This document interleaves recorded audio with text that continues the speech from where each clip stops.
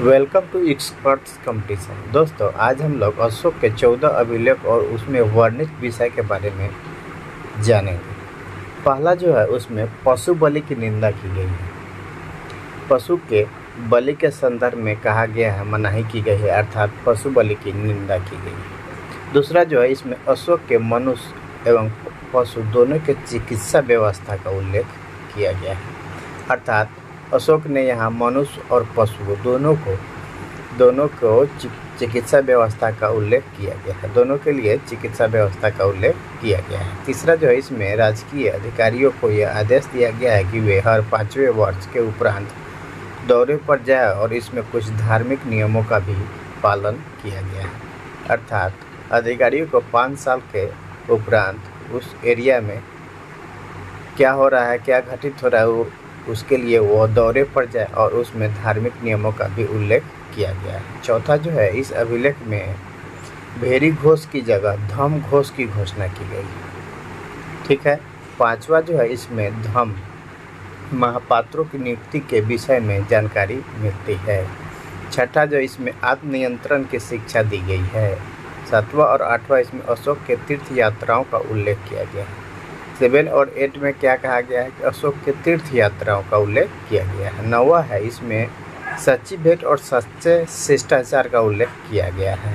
10वां जो है इसमें अशोक ने आदेश दिया गया है कि राजा और तथा उच्च अधिकारी हमेशा प्रजा के हित में सोचे।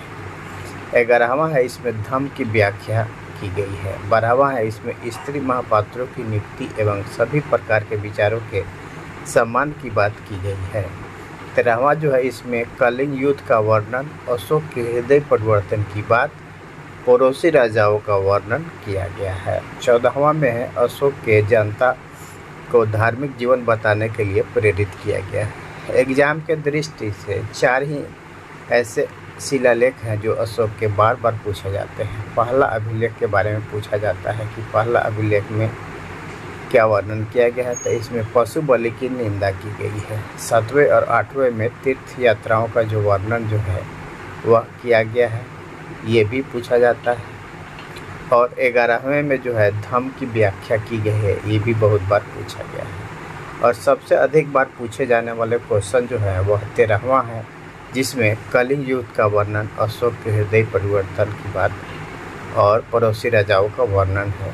यह सन 261 ईस्वी के संदर्भ में ये घटित हुई घटना है, जो कलिंग युद्ध के नाम से जाना जाता है। ठीक है, आगे देखते हैं। अशोक का शिलालेख की खोज जो है वह 1750 ईस्वी में फेंथलर ने की थी। इसकी जो खोज जो थी 14 शिलालेखों की, तो इसका जो खोज था वह फेंथलर ने किया था 1750 ईस्वी में, जिसकी संख्या 14 है। मास्की और गुजरा अभिलेख में अशोक का नाम अशोक मिलता है। कलिंग का जो युद्ध है वह 261 ईस्वी पूर्व हुआ था। यह भी एग्जाम में बहुत बार पूछा जा चुका है। अशोक ने के अभिलेख को पढ़ने का सबसे पहली सफलता जो 1837 ईस्वी में जेम्स प्रिंसेप ने प्राप्त की थी, जो अशोक के अभिलेख को पढ़ा था। चौथा है कि अशोक के अभिलेख ब्राह्मी, खरोष्टी, ग्रीक, अरमाइक लिपि में का प्रयोग किया गया है। तो ये शिलालेखों में ब्राह्मी, खरोष्टी, ग्रीक, अरमाइक लिपि का प्रयोग किया गया है। एग्जाम के दृष्टि से यहाँ पे पूछा जाता है किस अभिलेख में अशोक का नाम अशोक मिलता है, तो वह मास्की और गुर्जरा अभिलेख।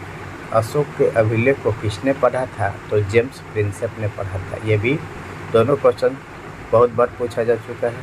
अगला क्वेश्चन जो है वह पूछा गया है कि इसकी खोज किसने की थी, तो अशोक के शिलालेख की खोज जो थी फेंथलर ने की थी। जय हिंद दोस्तों, जय भारत।